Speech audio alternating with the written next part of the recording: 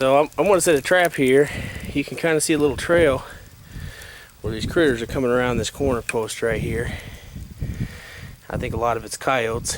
A nice little trail that runs right through there. So I'm going to set a trap right here. And it's just got a nice natural backing already built in for me. And so I'm just going to make a dirt hole right here in this corner. I'm trying to get this out of the way where I can make my set and you can see me too.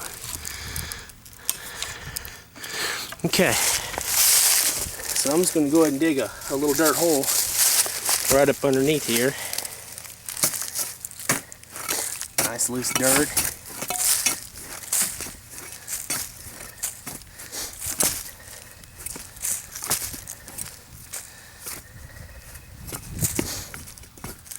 I don't have any certain depth that I dig it. You know, the main goal is just to keep them from coming down the back side. And since I'm really after coyotes, you know, I'll come back roughly 9 inches. There's already plenty of guiding right here. This is natural. This is exactly the way it was laying.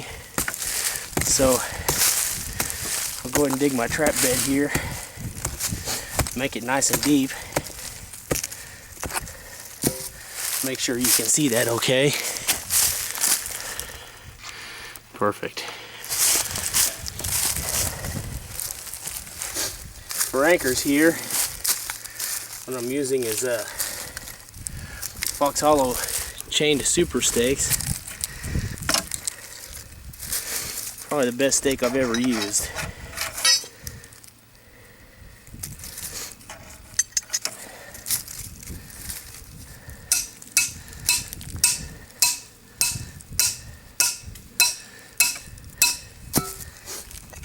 Okay, that's good.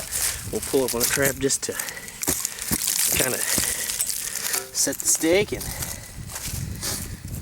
now what I'm using for antifreeze here is propylene glycol, which is the main ingredient in RV antifreeze.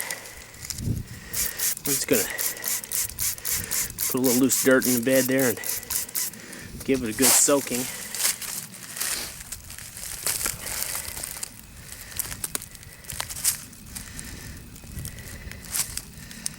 My trap set here and we'll bed it in.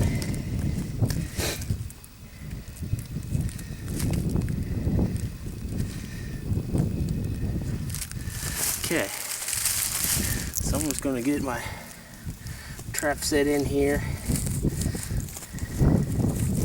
set her down in there as solid as I can, and I like to set the spring, my shock spring, up underneath the loose jaw.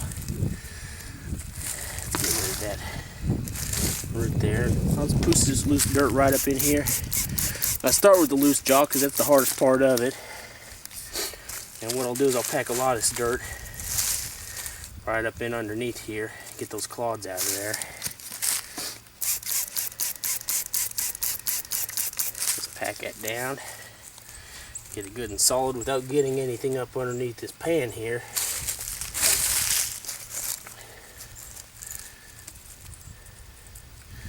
We want to keep that stuff out of there.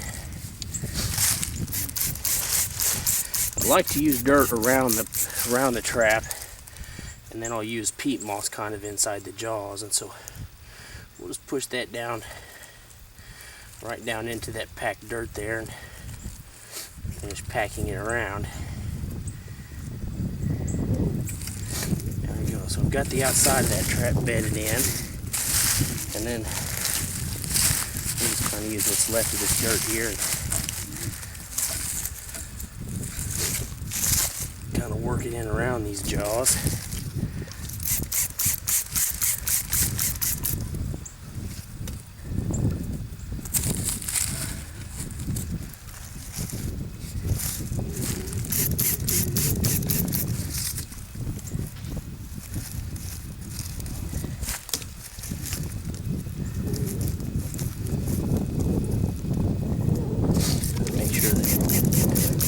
Dirt soaked down really good around these jaws with propylene glycol. It's going to keep it from freezing around there. Let's back backside is frozen. It's pretty solid back there. And the whole goal when we bed this trap is two things. One is to keep the trap from moving underneath the animals when they come in to check out the trap. And two, it's to make sure that this is as solid as possible around the trap when they move in. So one, we're trying to keep the trap from moving, and two,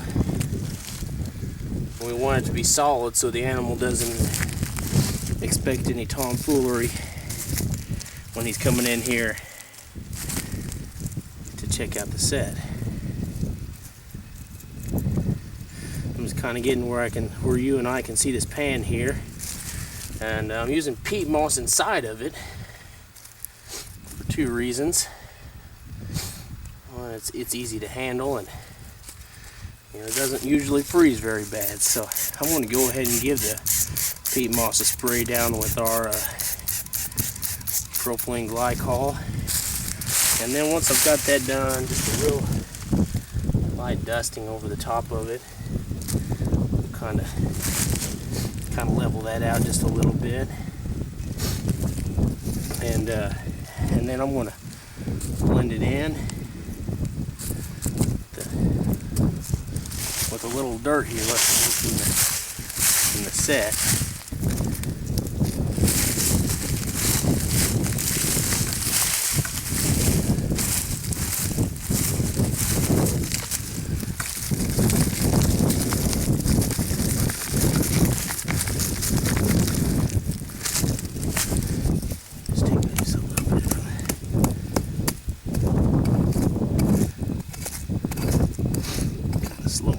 Here, I don't want them to suspect anything as they're walking up. Have that big hump right there.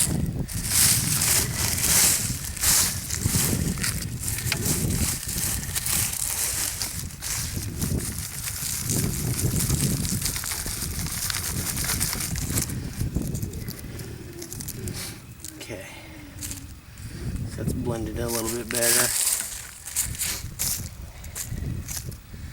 I don't want anything over the pan, but I do like it to be blended in a little bit,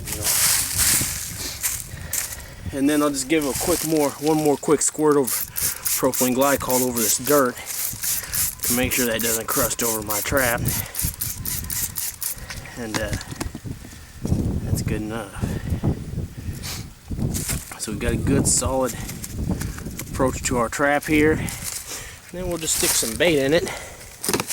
I'm going to take my gloves off to make sure that I don't contaminate my gloves any with this bait. And what I'm going to use down this dirt hole is just a little homemade bait that we have here, and I'll also use a little Caven's Gusto, a little skunky lure down in there, and it'll draw in either a coyote or a skunk. We all like catching those skunks.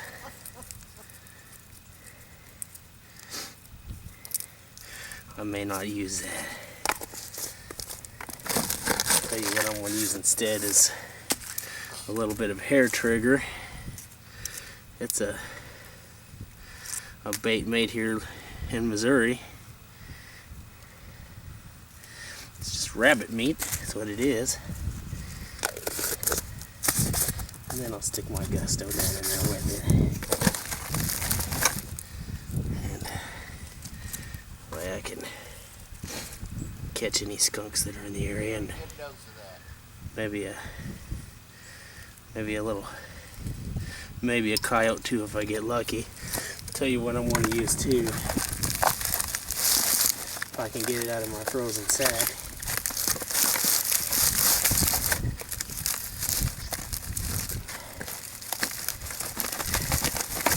A quick squirt of some Leggett's Canine Exciter.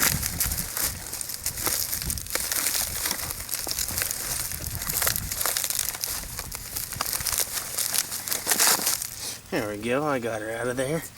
I'm just going to give that a quick squirt right here. That's just to kind of calm their nerves a little bit when they come in here. And that's it. It's all set. I'll give you a better look of it. Down the dirt hole there. And we come back about 9 inches and we've got our trap bedded right there. I like to do it before there's too terribly much guiding because that kind of spooks those coyotes. So that's it. That's a basic dirt hole set. I hope you learned something.